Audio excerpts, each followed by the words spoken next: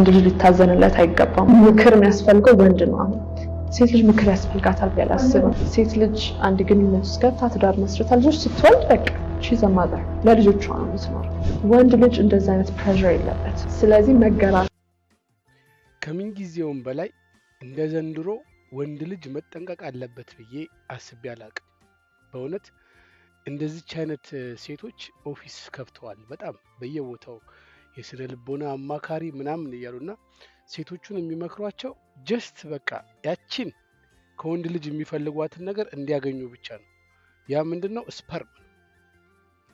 ዋንስ ዩ ጋት ዳት ስፐርም ወንድ ልጅን አንደር ኮንትሮል የሚያደርጉበትን ሲስተም ኦፊስ እየከፈቱ እየመከሯቸው ነው ያለውና የስነ ልቦና አማካሪዎች ናቸው። በነገራችን ላይ አሁን ሴት ልጅ ያለ ወንድ መውለድ ትችላለች፣ ግን $30,000 ያስፈልጋታል።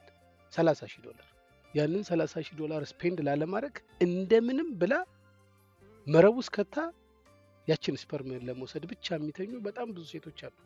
በተለይ እድሜያቸው ከ30 ያለፈ ያልወለዱ ከሆኑ you have to be careful. she don't need you. I'm telling you. እነሱ የሚፈልጉት ያችን $30,000 እንዴት ነው ሴቭ የሚያደርጉት?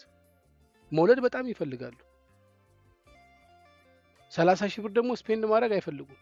ስለዚህ እንደምንም በምግብ በምንም አታላህ ያችን ስፐርምን እንደምንም ብለው ይወስዳሉ። ያ ብቻ አይደለም፣ ማንን ቻይልድ ሰፖርት ይጠይቃሉ፣ ከማን ጋር ይጨቃጨቃሉ። አባት የሌለው ልጅ ላለመውለድ የሚያደርጉት ጥረት እንጂ እውነት ሀዝባንድ ፈልገው ለልጆች አባት ፈልገው የማይወልዱ በጣም ብዙ ሴቶች እየበዙ ነው። ልጅ የሚወለደው በሴት ፈቃደኝነት ብቻ ነው። በነገራችን ላይ ሴት ስትፈቅድ ብቻ የፈለገ ብትሞክር የፈለገ ብታደርግ እሷ ካልፈለገች አንተ ስለፈለክ አይሆንም። ይሄ ግልጽ ነው። ኤጁኬትድ ናቸው፣ ሁሉ ነገር አላቸው፣ የራሳቸው ቤት የራሳቸው መኪና አላቸው። የጎደላቸው ምንድነው? ያንተ ስፐርም ብቻ ታሴት።